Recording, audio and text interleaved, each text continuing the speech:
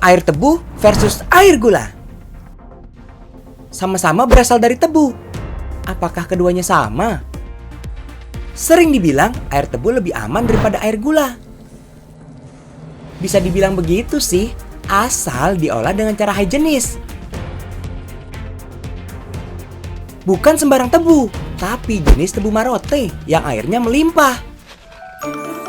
Tebu dicuci, disikat, direbus. Rasa manis tebu berasal dari kandungan gula. Bukan glukosa, tapi fruktosa. Jenis gula fruktosa lebih mudah diubah jadi energi. Itulah yang membuat air tebu dinilai lebih aman. Karena tidak membuat kadar gula dalam darah cepat naik.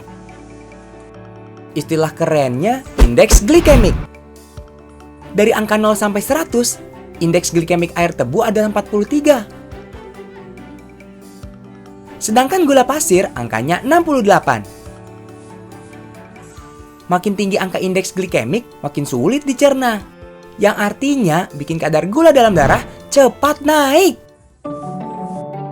Jadi, ya, kalau dibandingkan dengan gula pasir, air tebu lebih aman untuk gula darah. Tapi gula tetap gula. Mau fruktosa, glukosa, atau sukrosa, semuanya bisa bikin kadar gula naik. Faktanya, dalam sebotol air tebu ini mengandung gula 30 gram. Padahal kebutuhan gula dalam sehari juga 30 gram. Artinya kalau sudah minum sebotol air tebu, harus hindari asupan gula lainnya. Lalu kenapa jenis gula pada tebu dan gula pasir berbeda? Padahal sama-sama dari tebu. Kalau air tebu hanya digiling lalu dimasak. Proses bikin gula pasir lebih panjang. Mulai dari penggilingan, pengentalan, lalu pengkristalan. Perubahan dari cairan ke bentuk kristal membuat kandungan gula berubah. Yang tadinya fruktosa jadi sukrosa.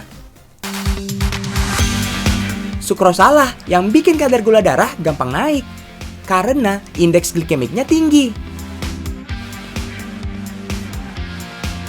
Pernah kepikiran nggak berapa banyak sih kandungan gula dalam satu cup es krim? Makan 1 cup es krim artinya sama dengan makan 4 sendok teh gula pasir. Padahal seharusnya kita cuma boleh konsumsi sekitar 7 sendok teh gula per hari. Di film-film sering digambarkan kalau makan es krim bisa ngilangin galau. Tapi kalau es krimnya segede ember, oh no, berapa banyak gulanya tuh? Gimana kalau ada es krim tanpa gula? Bisa nggak? Jawabannya bisa.